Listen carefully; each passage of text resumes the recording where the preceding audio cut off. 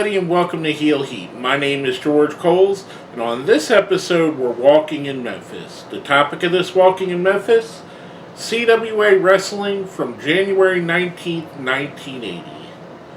Now, if you haven't seen my shows before, I rate everything on a 1 to 5 scale, 1 being the best, 5 being the worst. For the Memphis shows, we consider the entire segment, which would include interviews, promos, and match, if it's all on one segment. With that being said, there is going to be a link to the specific show I'm reviewing in the description of this video. So if you want to pause this, go watch that and come back to the review. I would definitely recommend that, or watching it later if you don't mind spoilers. Let's jump right in. The first match of the evening, we get Steve Regal, not to be confused with the gentleman who will be later go on to be Lord Steven Regal or William Regal. This is a different wrestler altogether, teaming up with Rick Morton, who would later become Ricky Morton of the Rock and Roll Express, versus Jerry Ralph and Bill Smithson. I quite enjoyed this match. Regal and Morton had a good tag team here, and which is not surprising, being that Ricky Morton's one of the greatest tag team wrestlers of all time. I thought this was a really fun match. I really enjoyed the style that Regal and Morton were bringing here. This was a good way to start the show for me. Regal and Morton do pick up the win. I'm going to give this one a 4. Next up, we're going to a local promo for the Louisville Gardens. We have Jerry the King Lawler and Jimmy Valiant, who at that point was going by Handsome Jimmy Valiant, with Jimmy the Mouth of the South Heart. This was awesome. I mean, you got Jerry Lawler and Jimmy Valiant, two guys that are great promos for two totally different reasons. Lawler is the consummate one of the great promo guys in the history of wrestling. Valiant's just all over the place and so much high energy that it just draws you in. This was really awesome. I really enjoyed that promo. That leads us to an in-studio interview with Jerry Jarrett, who is the promoter at this point, representing Jarrett Welsh Wrestling. And he's talking about Jerry Lawler, talking about Valiant, talking about Jimmy Hart. It is to all set up a 6-man match, which was what they were talking in the promo, with Lawler, Valiant, and Hart versus Jarrett, Bill Dundee, and Jerry Lucas. We get there, Jarrett talking here, which leads us to a clip of a match between Jerry the King Lawler and Paul Ellering, who would later be part of the Legion of Doom, the manager of the Legion of Doom.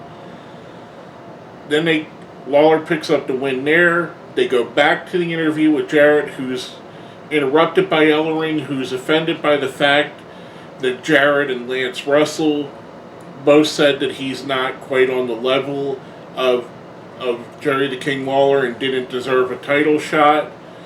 For this whole thing, the promos, the video, the legends we see here, I'm giving this whole segment a 5. Coming from that, we get Big Red versus the Avenger. I really enjoyed Big Red. He's a guy I didn't quite remember because he was a little bit before my time in watching wrestling.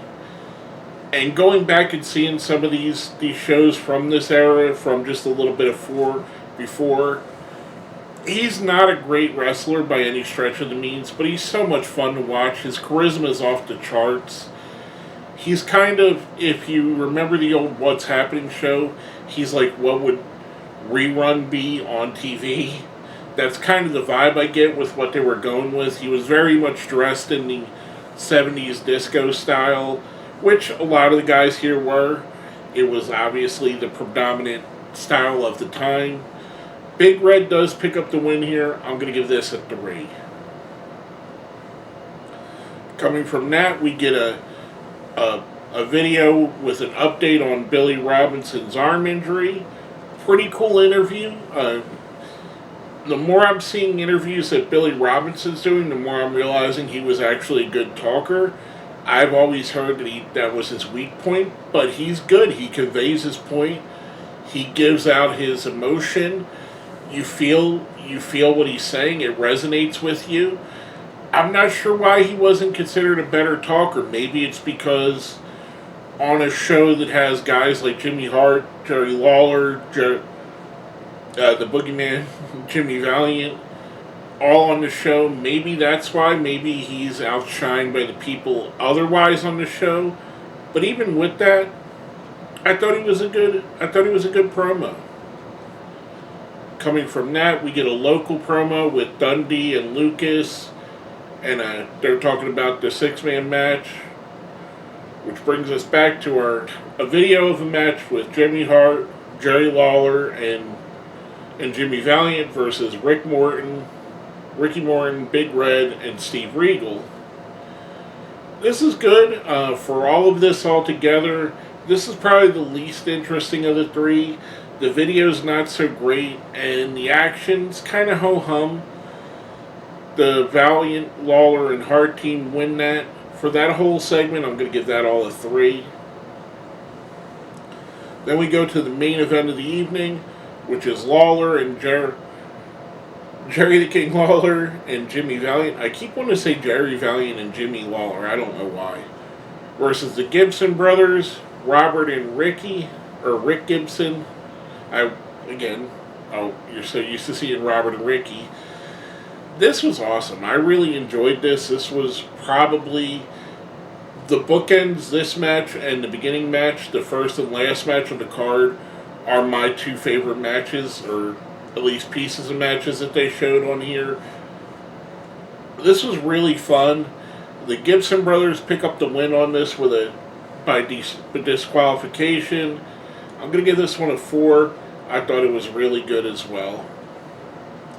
With all that being said, a little bit of an up and down card, some highs, some lows. Well, not necessarily lows, but some not so great segments, some better segments. Going to give the entire show a 4. Overall, I thought it was highly enjoyable. Again, I love seeing guys like Jimmy Valiant in his prime, Jerry Lawler in his prime. Going back and seeing those guys, seeing guys that would become bigger stars later, like Rick Morton, Robert Gibson. Obviously, they become the Rock and Roll Express. Seeing those guys in their formative years. Seeing Jerry Jarrett while he was still somewhat active. Kind of really cool to see these little snippets in time. Thought this is a really good show. Again, I'm going to give it a 4. With all that being said, let's smash that like button, hit the share button, subscribe if you haven't, and if you made it all the way to the end, let's put Boogie Woogie Man in the comments for Jimmy Valiant, because this is the first time we've got to review a Jimmy Valiant segment, interview, match. So let's put him in the comments. And all that being said, my name is George Coles, and we've been walking in Memphis.